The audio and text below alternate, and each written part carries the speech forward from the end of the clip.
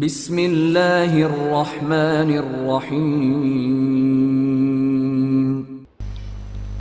دن کو سونے کی وجہ سے مجھے نیند نہیں آ رہی تھی۔ میں بھارت سے نکلنے کے مختلف طریقوں پر غور کرنے لگا۔ سرحد عبور کرنے کے لیے مجھے یا تو واپس مقبوضہ کشمیر والا راستہ اختیار کرنا پڑتا، کیونکہ پہاڑی علاقوں میں سیکورٹی جتنی بھی زیادہ سخت رکھی جائے پھر بھی ایسے کئی محفوظ راستے مل جاتے ہیں جہاں سے بندہ آسانی سے سرحد عبور کر سکے، اور اس کے لیے مجھے امبالہ سے جالندھر اور پھر وہاں سے مقبوضہ کشمیر کے علاقے میں باہر نکلنا پڑتا۔ لیکن یہ ایک طویل اور دشوار گزار سفر ہوتا۔ اس کے برخلاف دوسرا راستہ سمندر کا تھا، اور اس کے لیے مجھے امبالہ سے بمبئی تک کا سفر کرنا پڑتا۔ بمبئی ویسے بھی مجرموں کی جنت ہے، اور وہاں پر لازماً مجھے کئی ایسے جرائم پیشہ افراد مل جاتے جو رقم لے کر مجھے پاکستان جانے میں مدد دے سکتے تھے۔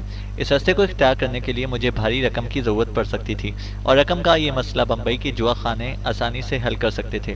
تاش کھیلنے میں مہارت رکھنے کی وجہ سے مجھے یقین تھا کہ میں مطلوبہ رقم آسانی سے پیدا کر لیتا، لیکن یہ ایک لمبی بات تھی۔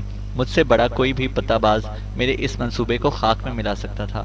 میں رقم کے حصول کے متبادل طریقوں پر غور کرنے لگا، جس میں چوری، ڈکیتی سے لے کر اغوا برائے تاوان کی اسکیمیں تک شامل تھیں، اور پھر انہی خیالوں میں نہ جانے کس وقت میری آنکھ لگ گئی۔ رات کا جانے کون سا پہر تھا جب مجھے اپنے بستر میں کسی دوسرے شخص کی موجودگی کا احساس ہوا۔ کمرے کی لائٹ آف تھی، لیکن کسی جوان عورت کے جسم کا لمس اپنی پہچان کرانے کے لیے روشنی کا محتاج نہیں ہوتا۔ کون؟ یہ جاننے کے باوجود کہ وہ کون ہو سکتی تھی، میں نے آہستہ سے پوچھا۔ میں ہوں، شرلا، وہ مجھ سے لپٹتے ہوئے بولی۔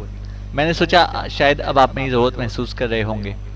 اس کے گداز بدن کی گرمی نے ایک آگ سی میرے اندر بھڑکا دی تھی، اور مجھے محسوس ہوا کہ اگر چند لمحے اور وہ مجھ سے لپٹی رہی تو اپنی خواہشات پر قابو پانا میرے لیے مشکل ہو جائے گا۔ میں جلدی سے اٹھ بیٹھا اور سخت لہجے میں بولا، شرم آنی چاہیے تمہیں۔ اب کون سی مجبوری ہے کہ غیر مرد کے بستر میں گھسی ہوئی ہو؟ شش شش، شمع چاہتی ہوں مہاراج، وہ ہکلاتے ہوئے بولی۔ مجھ سے بھول ہو گئی۔ اور میں نے اسے جواب دینے کی بجائے بازو سے پکڑ کر چارپائی سے نیچے دھکیل دیا، اور اتنا غصہ کرنے کا مقصد سے اسے کمرے سے باہر نکالنا تھا، کیونکہ میرے اندر نفسانی خواہش انگڑائی لے کر بیدار ہو چکی تھی، اور مجھے پتا تھا کہ اس کے بعد شرلا کی ہلکی سی پیش قدمی بھی مجھے ثابت قدم نہ رہنے دیتی۔ نکل جاؤ یہاں سے، میں دھاڑا، اور وہ تیزی سے چلتی ہوئی کمرے سے باہر نکل گئی۔ مجھے اپنے رویے پر ندامت سی محسوس ہوئی۔ چند ٹکے دے کر ایک عورت کو میں نے اس کے گھر میں بے عزت کر دیا تھا۔ یہ غصہ مجھے اپنی ذات پر آنا چاہیے تھا، جو غلطی سے شرلا کی طرف منتقل ہو گیا، لیکن کیا کرتا کہ اپنی عزت بچانے کے لیے اس برتاؤ سے پیش آنا میری مجبوری تھی۔ اس کے بعد مجھے صبح تک نیند نہ آ سکی۔ صبح کی اذانیں میرے کانوں میں پڑیں تو میرے قدم بے ساختہ باتھ روم کی طرف بڑھ گئے۔ ٹھنڈے پانی سے وضو کرتے ہوئے مجھے عجیب سی فرحت کا احساس ہوا۔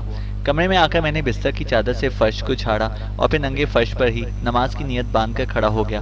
انڈیا میں داخلے کے بعد یہ میری پہلی نماز تھی۔ نماز کے بعد میں نے گڑ گڑا کر اپنے گھر والوں کی خیریت کی دعا کی۔ دل کو نماز پڑھنے کے بعد بہت سکون حاصل ہوا۔ فرش سے اٹھ کر میں چارپائی پر بیٹھ گیا۔ پتہ نہیں شرلا کا خاوند واپس آیا تھا کہ نہیں۔ بہرحال جیسے بھی تھا، میرا وہاں سے کوچ کرنے کا ٹائم ہو گیا تھا، اور میں زیادہ دیر وہاں ٹھہر کر شرلا کے لیے کوئی مصیبت کھڑی نہیں کرنا چاہتا تھا۔ میں اس ادھیڑ بن میں تھا کہ شرلا دروازہ کھول کر کمرے میں داخل ہوئی۔ اس کے ہاتھ میں ٹرے تھی، جس میں چائے کے برتن، پراٹھے، آملیٹ اور ابلے ہوئے انڈے نظر آ رہے تھے۔ بابو، ناشتہ کر لو، وہ آہستہ سے بولی۔ رات والے واقعے کی وجہ سے وہ بجھی بجھی اور نادم دکھائی دے رہی تھی۔ اتنے سویرے ناشتہ؟ کیا روزانہ اسی ٹائم ناشتہ کرتی ہو؟ یہ ناشتوں والا گھر نہیں ہے بابو، وہ دکھی لہجے میں بولی۔ یہ تو صرف آپ کے لیے بنایا ہے۔ تمہیں کیسے پتا چلا کہ میں جا کیا ہوں؟ میں حیرانی سے مستفسر ہوا۔ میں نے آپ کو باتھ روم میں جاتے دیکھ لیا تھا۔ چلو، یہ اچھا ہو گیا، میں ویسے بھی جانے کے لیے تیار بیٹھا تھا۔ ناشتہ کرتے ہی نکل پڑوں گا۔ اگر آپ کی اچھا ہو تو آپ یہاں چند دن اور بھی ٹھہر سکتے ہیں، وہ چائے کپ میں ڈال کر میری طرف بڑھاتے ہوئے بولی۔ کیوں؟ اپنے شوہر سے پٹوانے کا ارادہ ہے کیا؟ میں مزاحیہ لہجے میں بولا۔ نہیں نہیں، وہ میرے مذاق کو نہ سمجھتے ہوئے جلدی سے بولی۔ اصل میں ہم چند دنوں کے لیے دلی جا رہے ہیں، تو پیچھے گھر خالی رہے گا، اس لیے میں نے سوچا کہ آپ رہنا چاہیں تو رہ سکتے ہیں۔ دہلی؟ میں حیرانی سے مستفسر ہوا۔ وہاں کس لیے؟ اب آپ کی مہربانی سے اتنے پیسے ہو گئے ہیں کہ ہم اپنے بچے کا علاج دہلی میں کروا سکیں گے۔ یہاں سے بس کے ذریعے جاؤ گے؟ میں نے معلومات لینے کی غرض سے پوچھا۔ نہیں، اپنی ٹیکسی میں جائیں گے، وہاں پر میری بہن کا گھر ہے۔ میرا پتی بھی وہیں اپنی ٹیکسی چلا کر ٹوٹی پھوٹی مزدوری کرتا رہے گا جب تک کہ منا ٹھیک نہیں ہو جاتا۔ اگر میں بھی آپ لوگوں کے ساتھ دہلی جانا چاہوں تو؟ آپ کی ہر خواہش میرے لیے حکم کا درجہ رکھتی ہے، وہ جذباتی لہجے میں بولی۔ لیکن ایک بات بتا دوں، میں نے سنجیدگی سے کہا، میں مجرم ہوں اور پولیس سرگرمی سے میری تلاش میں ہے۔ پھر بھی اگر آپ کی یہی اچھا ہے تو ہم آپ کو لے جانے کے لیے تیار ہیں، البتہ پولیس سے بچنا آپ کا اپنا مسئلہ ہے۔ تمہارا پتی راضی ہو جائے گا؟ اتنا مشکل کام اتنی آسانی سے ہوتے دیکھ کر میں اپنے جوش کو دباتے ہوئے بولا، اگر وہ کچھ نہ کہے تو میں ٹیکسی کی ڈگی میں سفر کر لوں گا۔ ڈگی میں؟ وہ حیرانی سے بولی، مگر اتنا کشٹ اٹھانے کی کیا ضرورت ہے؟ آپ پچھلی سیٹ پر بھی بیٹھ کر سفر کر لینا۔ بتایا تو ہے کہ پولیس شدت سے میری تلاش میں ہے۔ اوہ، مجھے خیال نہیں رہا۔ بہرحال جو آپ کی اچھا ہو۔ ٹھیک ہے، تم اپنے پتی کو تیار کر لینا، میں تھوڑی دیر تک آتا ہوں۔ اس کو تیار ہی سمجھو۔ اوکے، کہہ کر میں سر ہلاتا ہوا فلیٹ سے نکل گیا۔ مجھے معلوم تھا کہ اس طرح گھومنا میرے لیے نقصان دہ تھا، لیکن میری غرض صرف تازہ اخبار کا حصول تھی تاکہ میں تازہ حالات سے باخبر رہ سکتا۔ اس کام کے لیے شرلا کو بھیجنا مجھے خلاف مصلحت لگا۔ شرلا کے فلیٹ کی طرف آتے وقت رستے میں مجھے ایک بک کے اسٹال نظر آیا تھا۔ میرا اندازہ تھا کہ صبح سویرے اس پر اخبار مل جائے گا۔ مفلر نے میری آنکھوں کے علاوہ تمام چہرے کو ڈھانپا ہوا تھا اور مجھے آسانی سے پہچاننا مشکل تھا۔ لے دے کے میری قامت تھی جس سے مجھے پہچانا جا سکتا تھا۔ میرا قد 6 فٹ 2 انچ کے قریب تھا، لیکن یہ کوئی اتنا بڑا قد بھی نہیں تھا کہ میری شناخت کا خصوصی سبب بن جاتا۔ سورج نکل آیا تھا اور گلیوں میں لوگوں کی آمد و رفت جاری ہو گئی تھی، لیکن ان میں زیادہ تر لوگ کاروباری قسم کے تھے۔ مطلوبہ بک اسٹال ابھی تک نہیں کھلا تھا۔ میں اس سے آگے گزرتا چلا گیا۔ خوش قسمتی سے مجھے زیادہ دور تک نہیں جانا پڑا۔ نزدیک ہی مجھے دوسرا بک اسٹال کھلا مل گیا۔ بک اسٹال سے انگریزی کے 2 اخبار لے کر میں نے واپسی کا قصد کیا۔ شرلا کے فلیٹ تک کوئی قابل ذکر واقعہ پیش نہ آیا۔ دستک دینے پر دروازہ شرلا نے ہی کھولا۔ آئیں جی۔ شرلا نے ایک طرف ہو کر مجھے اندر کا راستہ دکھا دیا۔ اندر داخل ہوتے ہی مجھے ڈرائنگ روم کی چارپائی پر ایک نحیف و نزار شخص بیٹھا دکھائی دیا۔ میرے اندازے کی تصدیق شرلا کے اس کا تعارف کرانے سے ہوئی۔ شرلا ابھی تک میرے نام سے ناواقف تھی، لیکن اپنے شوہر کو اس سے میرا نام موہن بتایا اور میں نے بھی اس خود ساختہ نام کی تردید کرنی مناسب نہ سمجھی۔ شرلا کا شوہر، جس کا نام شنکر تھا، نہایت سرسری انداز میں مجھ سے ملا۔ پتہ نہیں شرلا نے اس کو میرے بارے میں کیا بتایا تھا۔ ہمارا تعارف کرا کے شرلا کچن میں گھس گئی۔ اس کا ارادہ راستے کے لیے کوئی کھانے وغیرہ کا بندوبست کرنے کا تھا۔ میں بھی شنکر کو اکیلا چھوڑ کر اندرونی کمرے میں گھس آیا تاکہ آرام سے اخباروں کی ورق گردانی کر سکوں۔ حسب توقع فرنٹ پیج پر مجھے اپنی ایک درمیانے سائز کی تصویر نظر آ گئی، جس کے نیچے میرا نام و حلیہ وغیرہ تفصیل سے لکھا ہوا تھا۔ اطلاع دینے والے کے لیے انعام کی رقم 50,000 سے بڑھا کر 1 لاکھ تک کر دی گئی تھی۔ اس کے ساتھ ایک منسلک خبر کوبرے اور اس کے ساتھیوں کے متعلق تھی اور ان کی موت کا ذمہ دار بھی مجھے ہی ٹھہرایا گیا تھا۔ یہ دونوں خبریں دونوں اخباروں میں تھوڑی بہت کمی بیشی کے ساتھ شائع ہوئی تھیں۔ اس کے علاوہ کافی تلاش کے باوجود مجھے اپنے متعلق کوئی خبر نہ مل سکی۔ دونوں اخباروں کے اپنے تصویر والے صفحات میں نے پھاڑ کر ان کے ٹکڑے چارپائی کے ادوان میں چھپا دیے۔ گھنٹے 2 گھنٹے بعد انہوں نے جانے کی تیاریاں مکمل کر لی۔ شنکر کی ٹیکسی بلڈنگ کے احاطے میں پارک تھی۔ شرلا نے میری آرام کی خاطر ڈگی کے اندر ایک کمبل بچھا دیا تھا۔ دائیں بائیں احتیاط سے نظر دوڑانے کے بعد میں تیزی کے ساتھ اس کھٹارہ سی ٹیکسی کی ڈگی میں منتقل ہو گیا۔ شرلا نے رقم کی پوٹلی اور کپڑوں والا سوٹ کیس بھی ڈگی میں رکھ چھوڑا تھا۔ ڈگی کے اندر سفر کرنے کا یہ میرا پہلا موقع تھا۔ ٹیکسی جھرجھری لے کر اسٹارٹ ہوئی اور دہلی کی طرف روانہ ہو گئی۔ چند موڑ مڑنے کے بعد ہی سمتوں کا اندازہ لگانا میرے لیے دشوار ہو گیا، لیکن اتنا اندازہ بہرحال مجھے تھا کہ دہلی امبالہ سے جنوب کی سمت میں ہے۔ راستے میں 1-2 چیک پوسٹوں پر پولیس والوں نے روکا، مگر سرسری تلاشی لے کر گاڑی کو جانے دیا۔ دیکھنے میں ٹیکسی خاصی خستہ دکھائی دے رہی تھی، لیکن چلنے میں کافی بہتر تھی۔ ایک ویرانے میں گاڑی روک کر ہم نے کھانا کھایا اور پھر آگے جانے کے لیے تیار ہو گئے۔ اس جگہ شرلا نے مجھے بتایا کہ ہم میرٹھ سے نکل آئے ہیں۔ میں ایک مرتبہ پھر ڈکی میں منتقل ہوا اور گاڑی روانہ ہو گئی۔ مجھے امید تھی کہ امبالہ کی نسبت دہلی میرے لیے کم خطرہ ہوگا، لیکن یہ ایک ضمنی بات تھی اور انڈین انٹیلیجنس کا کچھ پتہ نہیں تھا کہ وہ کس پیمانے پر میری تلاش میں تھی۔ پاک بھارت ہر 2 ممالک میں جاسوسوں کی بڑی تعداد ایک دوسرے کے مخالف متحرک رہتی ہے اور ایسے جاسوس مستقل بنیادوں پر مخالف ملک میں براجمان رہتے ہوئے آستین کا سانپ بنے رہتے ہیں، لیکن ان کی شناخت نہایت ہی مشکل ہوتی ہے اور پہچانے جانے کے بعد کوئی معجزہ ہی کسی جاسوس کو پکڑے جانے سے بچا سکتا ہے، ورنہ متحرک اور فعال ایجنسیاں اسے گھیرنے میں دیر نہیں لگاتی۔ میں بھی اس وقت انہی حالات سے گزر رہا تھا۔ میری شناخت پہلے ہی دن سے ہو چکی تھی، بلکہ شناخت کیا، میں ان کی حراست سے بھاگا ہوا تھا۔ ابھی میری گرفتاری ملک کے تحفظ سے زیادہ ان کی انا کا مسئلہ بنی ہوئی تھی۔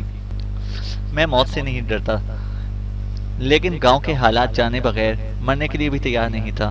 اگر کچھ عرصے کے لیے میں نے چھپنا ہوتا تو ان انٹیلیجنس والوں کا باپ بھی مجھے تلاش نہ کر سکتا، لیکن افسوس کہ اس وقت ایک ایک منٹ گزارنا میرے لیے کارےدار ثابت ہو رہا تھا۔ میرا جی چاہتا تھا کہ اڑ کر اپنے گاؤں پہنچ جاؤں۔ اچانک ٹیکسی ایک جھٹکے کے ساتھ رک گئی۔ شاید کسی ایکسیڈنٹ سے بچنے کے لیے شنکر نے بریک لگائی ہوگی، میں نے اپنے دل میں سوچا، مگر ایک گرجدار آواز نے میری سوچ کو جھٹلا دیا۔ باہر آ جاؤ تم دونوں۔ مہاراج، ہم سے کیا بھول ہوئی ہے؟ جواباً شنکر کی سہمی ہوئی آواز سنائی دی۔ بھول کے بچے، سنانی گاڑی سے باہر نکلو۔ پہلے والی گرجدار آواز آئی۔ میرا خیال ہے چھوری کو ساتھ لے چلتے ہیں، کچھ موج میلہ لگا رہے گا، کسی دوسرے نے مشورہ دیا۔ واہ، کیا ذہن پایا ہے پرنس! وہی پہلی والی گرجدار آواز سنائی دی۔ اسی لیے ہم تجھے پلین میکر کہتے ہیں۔ جورا ہوتا تو تیرا منہ ہی چوم لیتا۔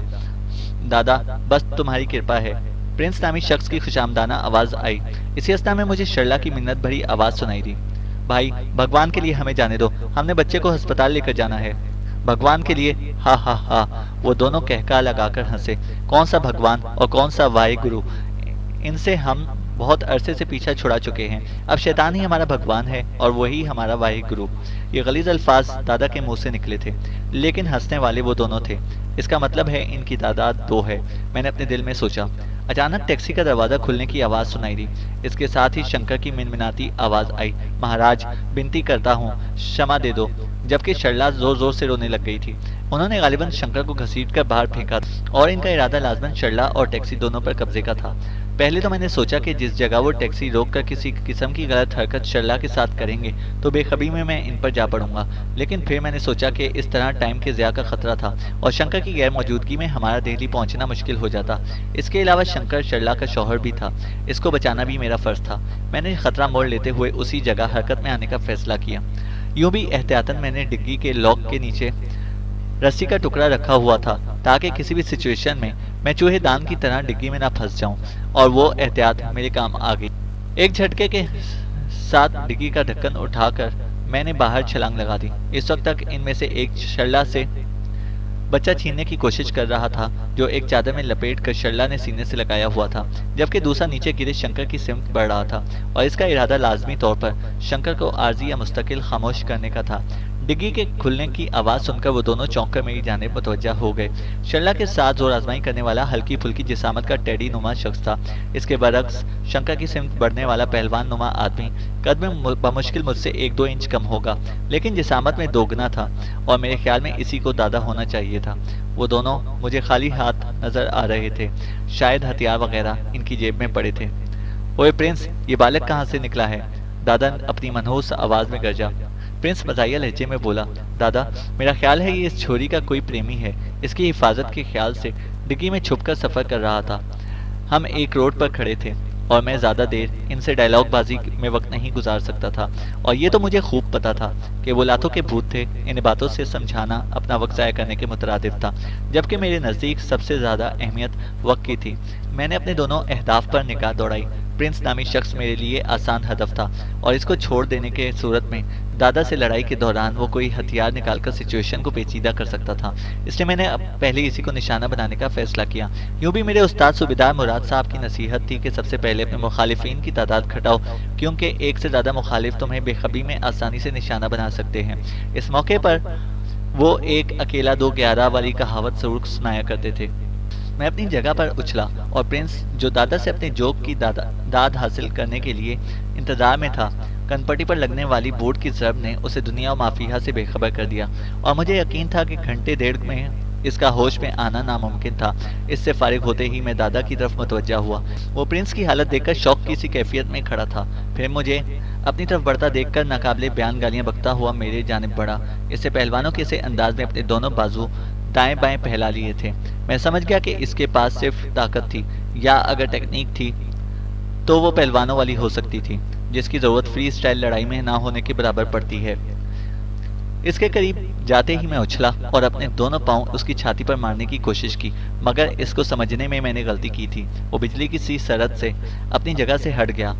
وار خطا جانے کی صورت میں میرا پختہ روڈ پر گرنا لازمی ہو گیا، مگر میں نے آخری وقت میں اپنے آپ کو سنبھال لیا اور شدید چوٹ کھانے سے بچ گیا۔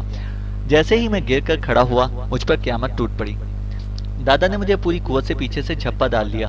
طاقت کے لحاظ سے میں نے کبھی اپنے آپ کو کمزور نہیں پایا ہے، لیکن شاید وہ جناتی قسم کی قوت کا مالک تھا کہ مجھے اپنا سانس گھٹتا ہوا محسوس ہوا۔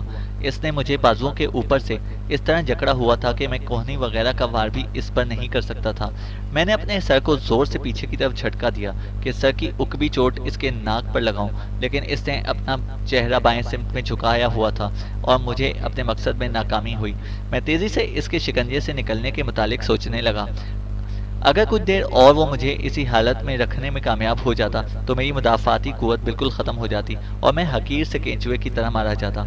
پہلوان نما دادا نے مجھے اوپر اٹھایا ہوا تھا، اس طرح کہ مجھے زور آزمائی کرنے میں دقت محسوس ہو رہی تھی۔ اچانک ایک فیصلے پر پہنچ کر میں نے اپنے بائیں پاؤں گھٹنے سے موڑا اور اس کی ایڑی پوری قوت سے اس کی ٹانگوں کے درمیان دے ماری۔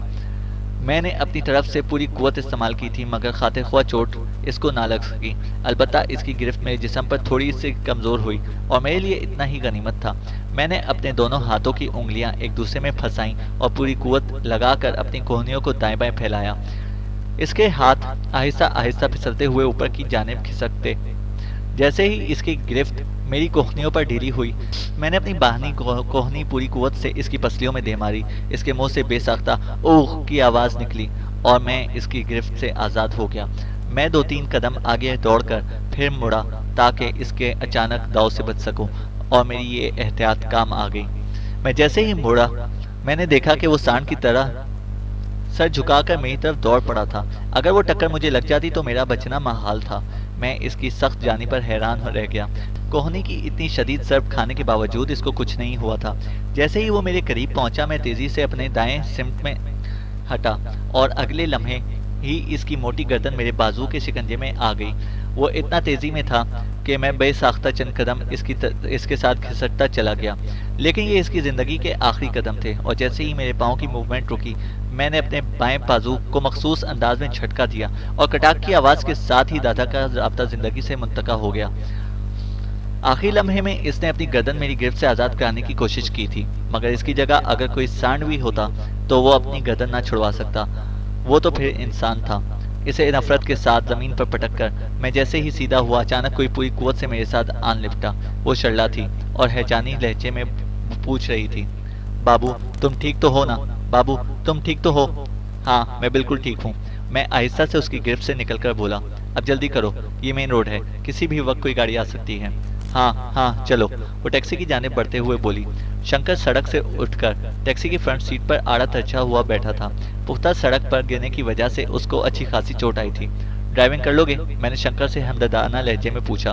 میرا خیال تھا کہ شرلا کو وارفتگی سے میرے ساتھ لپٹتے ہوئے دیکھ کر شاید اسے برا محسوس کیا ہو، مگر اس قسم کا کوئی تاثر مجھے اس کے چہرے پر نظر نہ آیا، اور اس کا مطلب یہی ہو سکتا تھا کہ وہ شرلا کی چھپی ہوئی سرگرمیوں سے واقف تھا۔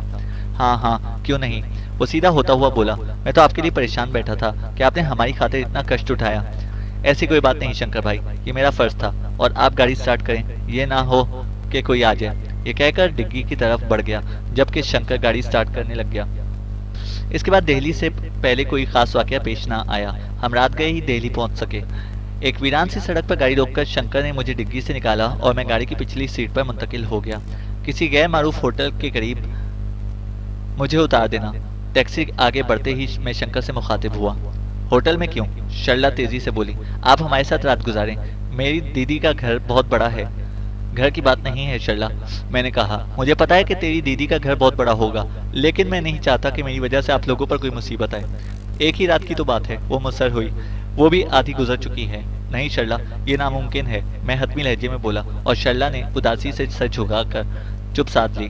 شنکر نے کسی قسم کا مشورہ دینے کی ضرورت محسوس نہ کی، یہاں تک کہ ہم ایک چھوٹے سے ہوٹل کے قریب پہنچے۔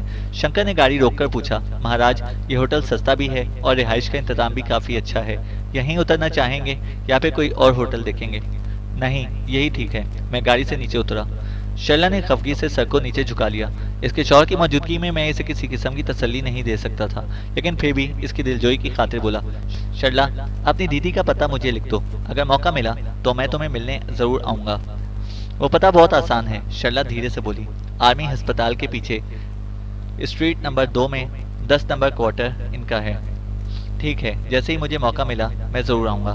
یہ کہہ کر میں نے شنکر سے ہاتھ ملایا اور پھر شرلا سے ہاتھ ملا کر وہاں سے چل پڑا۔ بھگوان تمہاری رکشا کرے، شرلا دھیرے سے بڑبڑائی اور شنکر نے گاڑی آگے بڑھا دی۔ میں ان کو دکھانے کی غرض سے ہوٹل کے دروازے تک گیا، لیکن اندر گھسنے کی بجائے آگے نکلتا چلا گیا۔ میرا ارادہ وہاں سے آگے نکلنے کا تھا۔ اس مقصد کے لیے مجھے بس اڈے پر پہنچنے کی فکر ہوئی۔ تھوڑا آگے چلنے کے بعد ہی مجھے ایک خالی ٹیکسی مل گئی۔ لاری اڈے، میں پچھلی سیٹ پر بیٹھتا ہوا بولا، اور ڈرائیور نے سر ہلاتے ہوئے گاڑی آگے بڑھا دی۔